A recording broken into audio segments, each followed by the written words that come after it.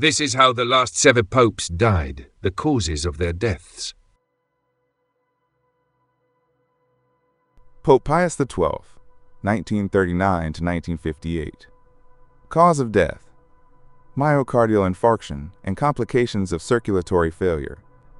Pope Pius XII died on October 9, 1958, at the age of 82, at the papal residence of Castel Gandolfo. The official version indicated that he died of acute heart failure caused by a myocardial infarction. Although his death was initially reported to have been sudden, in fact, Pius XII had suffered 2 strokes in the previous days that left him bedridden and semi-conscious.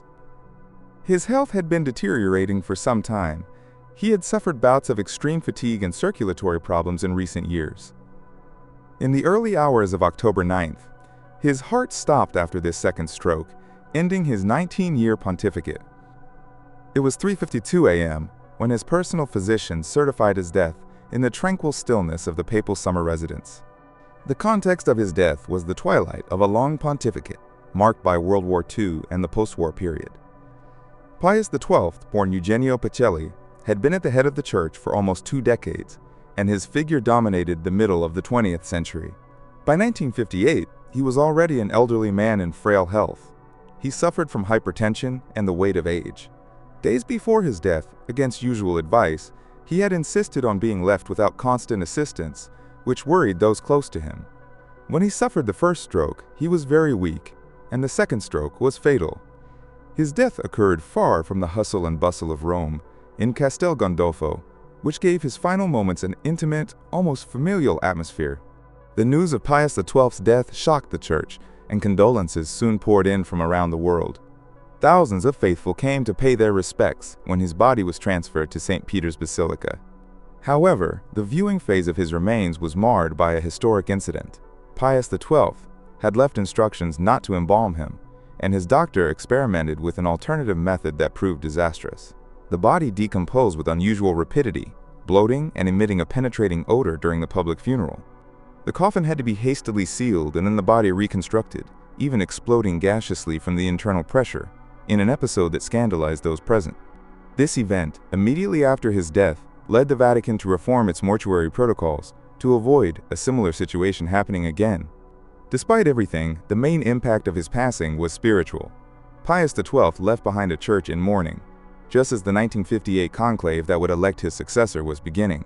His controversial legacy and dramatic end deeply marked a generation that said goodbye to him. Pope John XXIII, 1958 to 1963. Cause of death: stomach cancer, gastric adenocarcinoma. Affectionately known as the Good Pope, John XXIII died on June 3, 1963, at the age of 81, after having led the Church for 5 years. The cause of death was stomach cancer, which plagued him for 8 months and ultimately proved incurable. Towards the end of 1962, he was diagnosed with this disease, which at that time was very difficult to treat at that age. Despite surgery and intensive care, the tumor spread rapidly in his body. In May 1963, the Vatican publicly reported the seriousness of his condition, preparing the faithful for the worst. In his final days, John XXIII suffered intense abdominal pain and extreme weakness.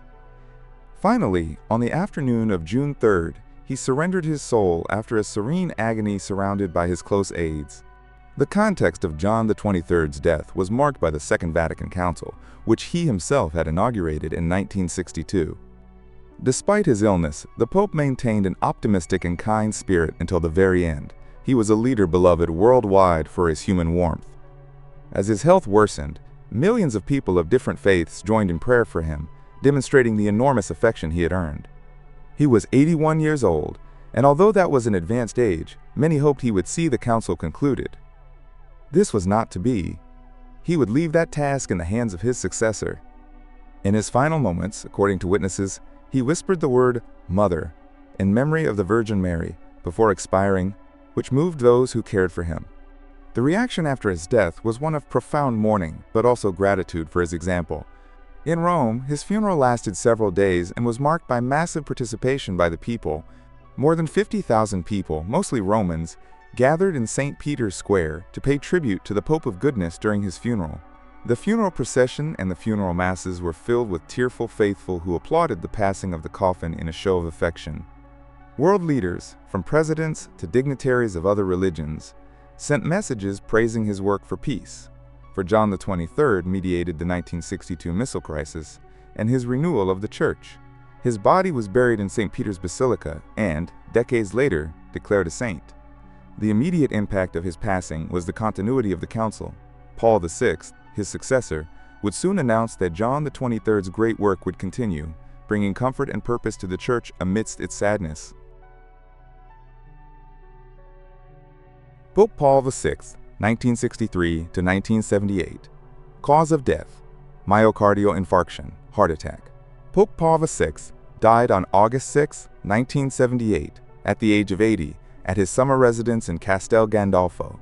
The cause was a massive myocardial infarction, heart attack, resulting from his poor health and advanced age.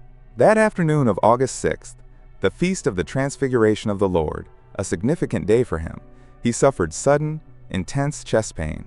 Doctors rushed to him and managed to keep him alive for a few hours, but his heart finally gave out at 9:41 p.m. In his later years, Paul VI suffered various health problems, including chronic fatigue and breathing difficulties that occasionally required oxygen. All of this had sapped his strength. Even so, his death came as a surprise, as until shortly before, he had been carrying out his papal duties in Castel Gandolfo with moderation. After 15 years of pontificate, his body simply could not take any more. The context in which this death occurred was particularly historic for the Church. Paul VI had guided the end of the Second Vatican Council and the difficult implementation of its reforms during the turbulent 1960s and 1970s.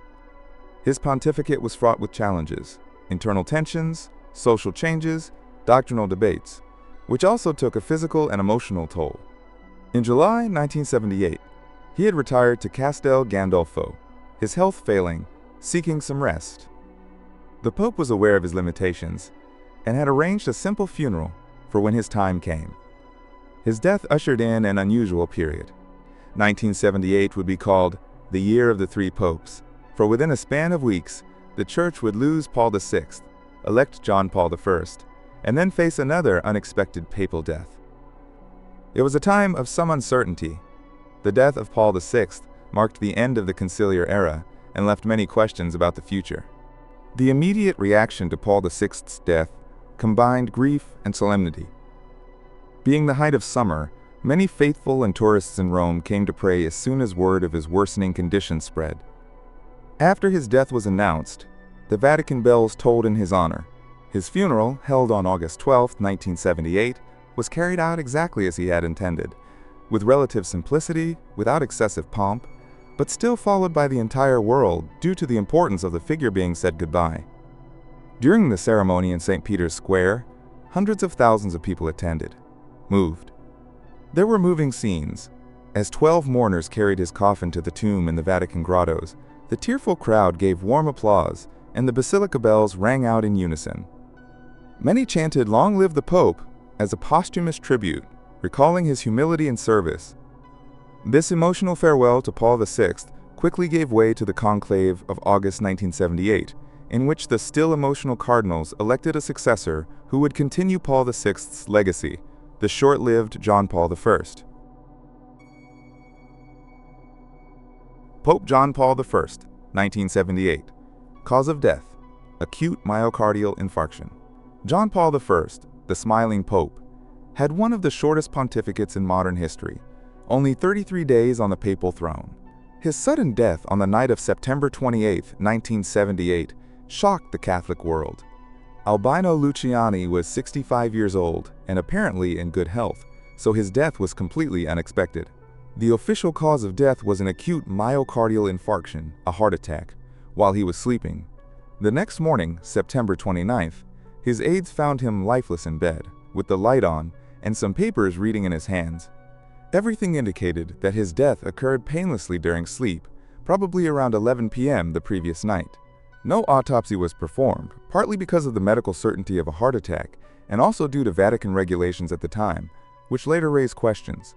The context amplified the impact of this death. John Paul I had been pope for just over a month, during which time he had won the faithful sympathy for his warmth and humility. His friendly, smiling style had generated great hopes for renewal in the Church after the previous long pontificates. Precisely for this reason, his sudden departure left everyone stunned. In those 33 days, there were no public signs of ill health. Only later did it become known that he may have had chest pains in previous days, but nothing conclusive. His death occurred in the privacy of his chambers, with no one present, which would later fuel speculation. For the Church, still reeling from the death of Paul VI, facing another papal death, so soon plunged the Vatican into a climate of urgency and disbelief. The immediate reaction combined shock and bewilderment. The faithful, initially incredulous at the news, soon expressed deep sorrow. They had enthusiastically welcomed John Paul I and were struggling to come to terms with his sudden loss. At the same time, conspiracy theories surrounding his death arose almost immediately, given the unusual nature of the situation. The lack of an autopsy and some confusing communications from the Vatican, such as who discovered the body, fueled rumors in the press and among the public. Speculation arose about poisoning or intrigue, although these were never proven, and the Holy See always maintained the version of a sudden heart attack. Regarding protocol, the impact was such that in just one day the College of Cardinals was forced to prepare a new conclave. John Paul I's brief reign left a taste of sadness and mystery. His funeral, on October 4, 1978, was attended by a massive influx of faithful wanting to bid farewell to the Pope who, however fleetingly, had won their hearts. The image of his serene face in death remained engraved in the memory of the Church, which mourned his passing as it prepared, once again, to elect a successor in that incredible year of 1978. Pope John Paul II, 1978 to 2005. Cause of death: severe heart failure and multiple organ failure. John Paul II, who was Pope for 27 years, died on April 2, 2005, at the age of 84, after a prolonged illness. The final cause of his death was multiple organ failure caused by complications of Parkinson's disease, aggravated by a generalized infection. In his final months, he suffered repeated infections, including a severe urinary tract and lung infection, which, combined with the weakness caused by Parkinson's disease, led to septic shock, a blood infection, and irreversible heart failure. By the afternoon of April 2nd, his blood pressure plummeted, and several organs failed simultaneously. The Pope had refused to return to the hospital in his final hours, remaining in his Vatican apartments. There, surrounded by some collaborators, and after receiving the last rites, he expired at 9:37 p.m. local time. His last audible words were reportedly, "Let me go to the Father's house," reflecting his awareness of his imminent passing. The context of John Paul II's death was followed, live around the world. Karol Wojtyła had been a very active and well-traveled pontiff, but in the final decade of his life, his health visibly declined. Since 2001, the progression of Parkinson's disease made it difficult for him to speak and move, yet he continued his duties until almost the end. In February and March 2005, he suffered hospitalizations for respiratory problems, including a tracheotomy, due to influenza and tracheitis, returning to the Vatican in a very fragile state. Millions of people around the world, Catholics and non-Catholics, followed the news of his death with concern. In St. Peter's Square, thousands of faithful gathered spontaneously to hold a candlelight vigil, praying rosaries, and singing hymns while the Pope's health deteriorated in his apartment. It was the first time in the age of global communication that the agony of a pontiff was experienced virtually live on television and the internet. John Paul II, at 84, was closing a long chapter in the history of the Church that spanned from the Cold War to the new millennium. The death of John Paul II unleashed a wave of universal grief unprecedented in modern times. The official announcement provoked collective tears in the square. Many of those present, especially young people holding candles, burst into applause in gratitude for his life, while others chanted, "Sudden Saint," calling for his immediate sainthood, moved by his perceived sanctity. In the following days, more than 3 million pilgrims flocked to Rome to bid him farewell, forming lines that stretched for miles to see his coffin laid out on display.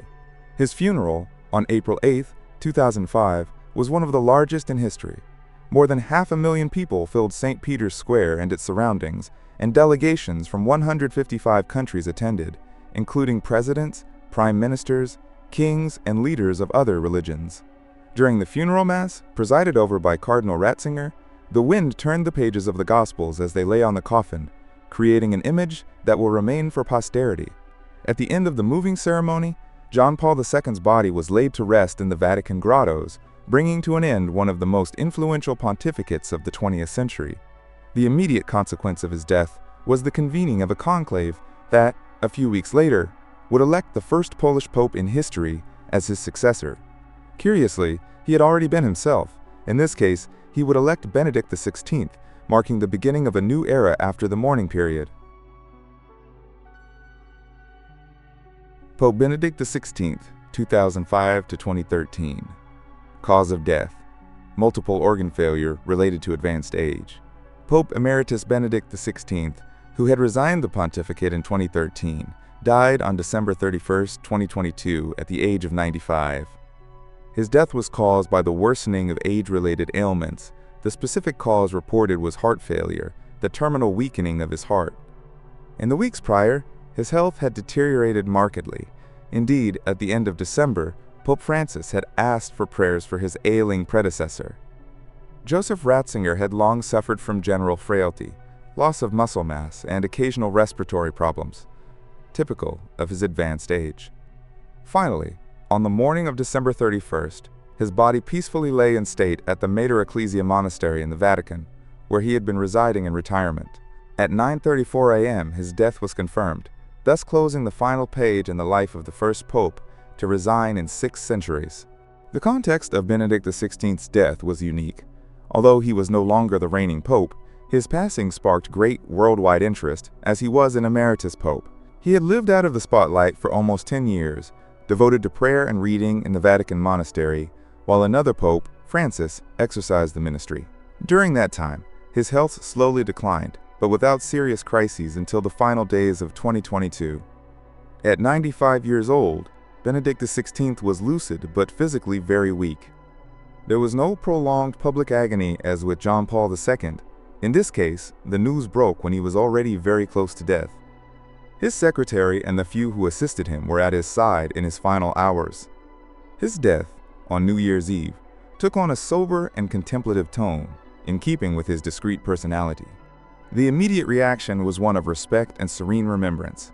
Given the exceptional circumstances of having a pope in office and another deceased, the Vatican organized a simple funeral, as Benedict had requested. Even so, tens of thousands of faithful attended St. Peter's Basilica during the funeral procession. It is estimated that around 195,000 people filed past his remains from January 2nd to 4, 2023.